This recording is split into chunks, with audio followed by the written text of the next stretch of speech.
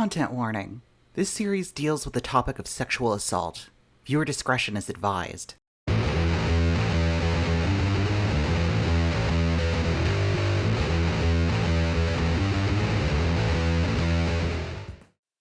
In every country in the world, a huge tribe of party hacks and sleek little professors are busy proving that socialism means no more than a planned state. Capitalism, with the grab motive left intact. But fortunately, there also exists a vision of socialism quite different from this. The thing that attracts ordinary men to socialism and makes them willing to risk their skins for it. The mystique of socialism is the idea of equality. To the vast majority of people, socialism means a classless society, or it means nothing at all. George Orwell, 1938. By 1991, the wall had fallen, the Ceausescus were shot, something happened in Tiananmen Square, Nelson Mandela became a liberal, and the Soviet Union, the birthplace of global communism, had died. The remaining communist nations were embracing a market economy like China and Vietnam, flailing in the face of an economic embargo like Cuba, or slowly devolving into a nationalist fervor like North Korea or Yugoslavia. With all this collapse fresh in people's minds, it was a bad time to be a socialist. Liberal academia had settled on embracing a mindset best characterized by Francis Fukuyama when he said, "What we may be witnessing is not just the end of the Cold War, or the passing of a particular period of post-war history, but the end of history as such. That is, the end point of mankind's ideological evolution and the universalization of Western liberal democracy as the final form of human government." But the world order still had plenty of people ripe for rebellion. Anti-war sentiment returned with the start of the Gulf War against Iraq. Later, in the early 90s, institutional racism showed its everlasting presence in American politics again. A young black man in Los Angeles named Rodney King was horrifically beaten by white cops after a drunk driving incident. The arresting officers were charged with the use of excessive force and just a year later acquitted. With the cops being white and King being black, this miscarriage of justice radicalized numerous Americans fed up with the racial injustice still lingering nationwide. There was a feeling that there was a change that was going to come, that the Reagan-Bush years were over and now something different was going to happen. And I remember watching the first black president be inaugurated, Bill Clinton, and literally, like, weeping. I was crying tears of joy watching that man be sworn into office because I believed that this was an omen of profound changes that were about to take place, that were desperately necessary. And they didn't take place. But there was a specific demographic much more conducive to seeing the world as wrong and needing change. Young people. As the 90s progressed, people's memories of the early Russian Revolution died, while Stalinism remained thoroughly discredited in people's minds. The ISO, being an anti-USSR but pro-Lenin and Trotsky, had a unique, radical niche to fill. Having no affiliation with a foreign country, they managed to avoid the strain of being seen as assets of the KGB or prone to FBI infiltration. This made them a palatable sell on most college campuses, which is where the ISO gained most of its recruits. This work in particular was a priority for the ISO. They were the kind of the main centers of radicalization in larger society and places where sustained organization and infrastructure was possible. And that's very important about the left. Growth was the main strategy of the ISO, finding ways to get the attention of students and the public. One of these methods was selling a member-written monthly newspaper called Socialist Worker. It was sold wherever they could manage. The goal of these paper sales was getting students involved and packing them into weekly meetings or monthly lectures. These ISO chapters would cheap out and leech off of student club statuses for access to meeting spaces on college campuses. They would also attend every single demonstration they could to agitate for their politics, and utilize them as a vector for more newspaper sales. This was a way to keep recruits busy and an easy way to gain political influence amongst other activists. Stumbled upon a mass demonstration of people out in the main square of the campus that then took over the building, swept through like a human ocean, like a tsunami, and I was swept along with it. Like, what are we doing? And we swept through, and we kicked everybody out of every single nook and cranny, every single office, spray painted our demands for minority admission onto giant banners and hung them from the windows so the whole campus could see. And then we had a mass meeting where the board of directors meet, and it's like all these old white men's faces, all the board of, are up on the wall, and we're standing up on tables and making speeches, and I'm just like, I'm late for band practice. this is amazing. Later on, I met these people who had been very involved in all of this from the International Socialist Organization. And, they were like, things are going to change. People are going to fight back. This is that's what it's all about. It's people banding together, fighting back, and having argued from my gut, and then feeling the confidence that I felt from being in that kind of protest movement. Everything they said just made so much sense to me. And I want to give you a picture of the group that I joined. It was a very serious group. These people were no joke, and to be honest, I thought they were a little bit crazy, but I also was impressed with their seriousness. These were the people you went to if you had a question about anything, because they were so knowledgeable. And so right from the beginning, when I joined, there was so much reading to do. They were like, "Now you must read this." I was like, "I haven't finished that."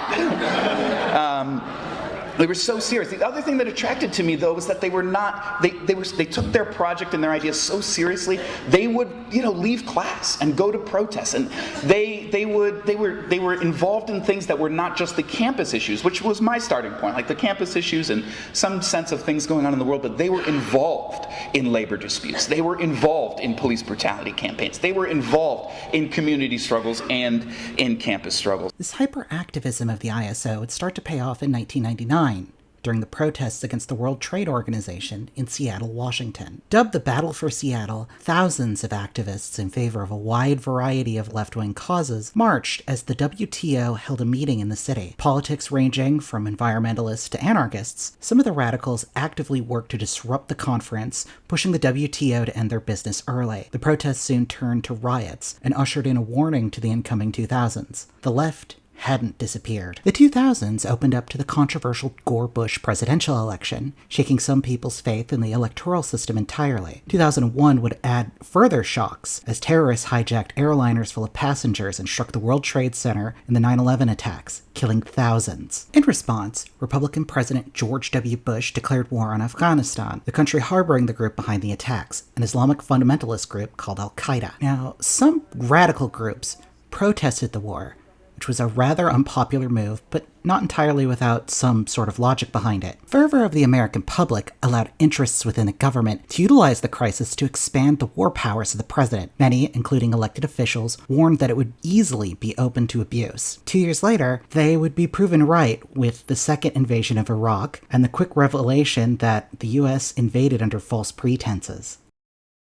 This unfathomable waste of money and human life angered people from all walks of life, creating a new and engaged anti-war movement in the US. By then, the ISO would reach its peak of about 1,200 members. It was a big, turning point around the invasion of Iraq and the movement against the war. But I think throughout the 2000s, anti-war and anti-imperialist organizing was kind of the dominant organizing that most ISO members did.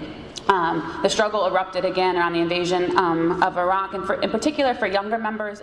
The ISO would also gain traction in the Chicago Teachers Union, with Jesse Sharkey, a future CTU president, being a member and speaking at ISO events, though he was more notably present in the 2010s. The CTU would become a focal point of ISO organizing, with many ISO members being in the Caucus of Rank-and-File Educators, or CORE, some of whom also gave talks at ISO-sponsored events. One of the ISO's biggest accomplishments was a group that they helped run called the Campaign to End the Death Penalty. The group worked tirelessly to fight against death penalty cases across the country, arguing the punishment not only did not match the crime, but was cruel, unusual, and rife with abuse. CEDP was a big part of pressuring the Illinois government to abolish the death penalty. It all came to a head when Republican Governor George Ryan put a moratorium on all death penalty cases, and even granted clemency to those on death row. For the death penalty abolitionists, this was a huge victory, which the ISO made a healthy contribution to. National Coordinator Marlene Martin led talks on the issue, which featured a coalition of activists,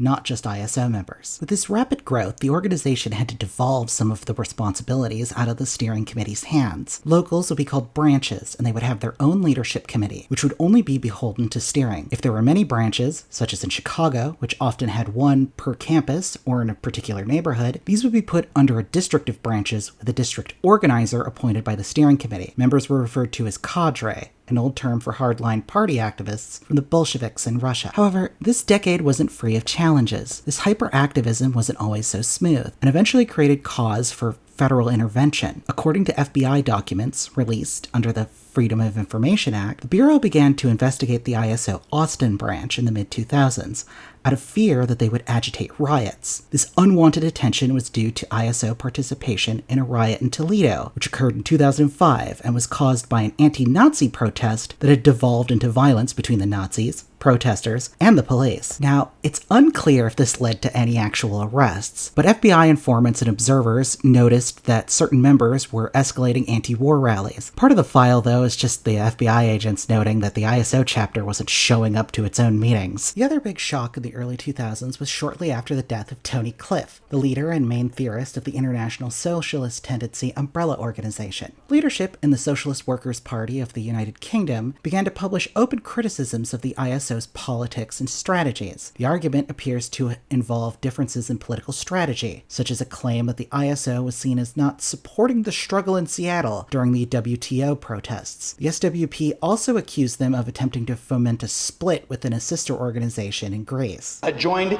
swimming with thousands of other people. They just had a whole different process, and they were becoming cadres so quickly. It was an amazing thing to see. So during the convention, they're standing up, they're speaking from their union, they're speaking from their campus, they're speaking from their community center that they fought and defended. They're speaking, telling all these amazing stories. And somebody throws out a question that, that we're having this perspective debate with the British Socialist Workers' Party. And somebody uses Trotsky's analogy where he says, look, and it's important for socialists, if you think of the revolution as a pregnancy, to understand, are we in the first month of the pregnancy or are we in the 9th month? Like, where are we in this process, right? And so people are talking about, we think actually the ISO's perspective at the time was we're fairly early in this pregnancy process. And, we're trying to be sober about this. We're excited, great things are happening, but, let's be sober. Kalynikow stands up and says, comrades, the point here is not whether this is the first month of pregnancy or the 9th, but whether there's a pregnancy at all, which you don't seem to grasp.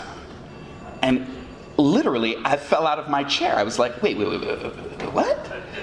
Like, you don't, what? Like, I just didn't understand how somebody could listen to that room and not understand. And you have to understand that for me, Alex Kalynikow was like, this was one of my intellectual heroes. The ISO naturally repudiated this, and the SWP cut all ties in March of 2001. Then the SWP unilaterally kicked them out from the International Socialist Tendency. Despite being supposedly international, the ISO took its sudden domestic isolation in stride. Long story short, we were expelled from...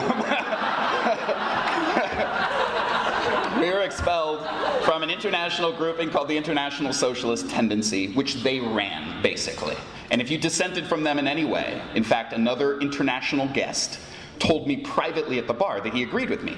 He's like, yeah, that was ridiculous what Kalynikow said. I said, oh my God, you're not in the ISO, you're from another country. You should go and say that in the next meeting. Go back and say that. And he said, oh, no, I can't say that. No, I can't say that. Wow. So we're in some kind of a revolutionary operation where you can't say what you think and disagree with people? That's not, something's rotten here.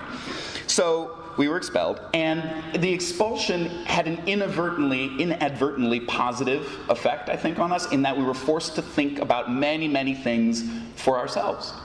The loss of international support, the ISO turned to its own resources and created a publishing house called Haymarket Books. Publisher was run through a non-profit headed by Ahmed Shawki, called the Center for Economic Research and Social Change, or CIRSC. In addition to being a new home for the Socialist Worker newspaper, Haymarket would publish books from ISO theorists and leaders like Paul D'Amato, Sherry Wolf, and of course, Ahmed Shawki and his wife, Sharon Smith. At this time, CIRSC relied on book sales and private donations. Starting in 2003, records show ISO steering committee member Joel Geyer donating between $5,000 and $15,000 for well over a decade, ending shortly before the group's collapse. Other notable donors include frequent ISO steering member Lance Selfa. At the time of his donation, future CTU president Jesse Sharkey. Sharkey would occasionally donate money as well. Soon, setting up tables of Haymarket merch became a mainstay of ISO membership, with volunteer members selling the books on campus during paper sales. All of the money went to CIRSC, of which Sharkey was president. He was the only paid member on the board at around $40,000 a year, with about $10,000 in benefits. He was still considered the unofficial head of the steering committee at the ISO at the same time. Also on the board, on and off, was Sharon Smith, who doesn't appear to have collected a salary as an officer until the mid-2010s. Other members at various points under Schalke's tenure appeared to be ISO steering committee members, such as Lance Selfa and Paul D'Amato. Bill Roberts, another ISO steering member, and D'Amato appeared to briefly gain a salary around the time when Smith started to. In 2002, the ISO began hosting something called the Socialism Conference in Chicago. Previously, the ISO ran something similar called the Socialist Summer School. The conference was a convention with talks about various topics, ranging from history to politics, and even some live entertainment. Starting as a largely ISO-only event, it quickly became a left institution. Guests of note included journalist Glenn Greenwald, author Naomi Klein, and even Amy Goodman of Democracy Now! Despite the tizzy between the two groups, Alex Kalinikos, a leader in the British Socialist Workers' Party, and others in the SWP UK would even start to attend as special guests, giving talks on Marxism and history. Actor Wallace Shawn was even a guest speaker at one point. Throughout the decades, ISO members stood out for their militancy and loyalty to the socialist cause. Sometimes this worked in the group's favor, gaining the attention of major publications. In 2007, David Judd, leader of the Columbia University ISO group, was interviewed by The New Yorker, who did a feature on activism on the campus. This included Judd's disciplining by the university after an incident involving a conservative speaker. But it could also backfire. 5 years earlier, Columbia magazine, with a humorous bent and a right-wing political lean, called The Federalist, did an expose on the ISO. A former member who was interviewed described the group as a cult. A total cult. Leanne Aronchick joined in 1999 and described how the membership went from very welcoming, as she started to participate, to manipulative after she joined. She was badgered into becoming part of the group as she attended the meetings. After she joined, she was encouraged to contribute monthly dues, which were about $20, and an option to pay less. She was also asked to buy merchandise and sell the Socialist Worker newspaper. At one point, the topic of political violence was brought up, which Aronchick disagreed with vehemently. A member started to argue with her. He wouldn't let go until I agreed. He would ask other people to join the argument on his side until I gave in. He said, "I get the feeling you're not agreeing with us. You couldn't have a friendly argument."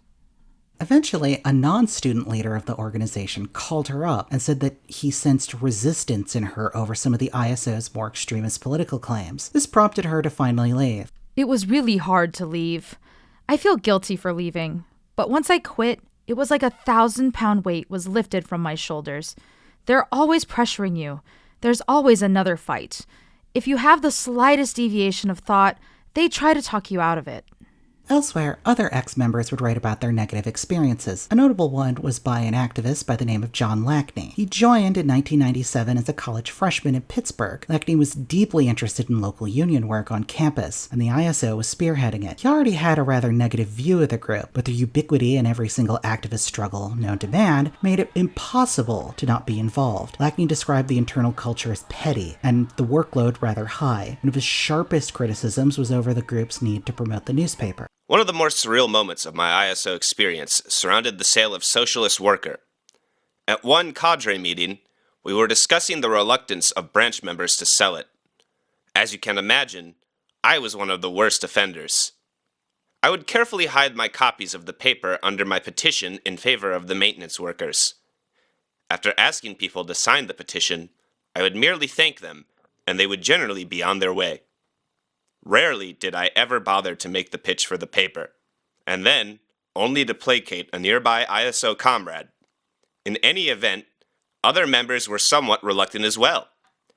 Speaking to this problem, one member had a bizarre piece of advice on how to overcome shyness. I've been reluctant to approach people too, but when I stopped to think about the fact that I'm willing to die for this, Lackney would find his breaking point after a veteran member went against the group's line on an issue and was pushed to resign shortly after. He saw the writing on the wall, particularly after a different leader in the branch said after the veteran's ousting, "You know, I don't even care that much that we're only 5 members, because that way we'll be tight, we'll know what we're about, and we'll have our perspective right, because when the revolution comes, we're gonna have to kill people." Lackney began to work with other members who saw the behavior rather bizarre and were more interested in activism than building socialism. They broke with the group, much to the chagrin of the rest of the branch. Most of these critiques were from the late 90s and early 2000s. It wasn't until the 2010s when the cracks would start to become prominent, but there would be one last hurrah with Occupy, which is when I came into the picture.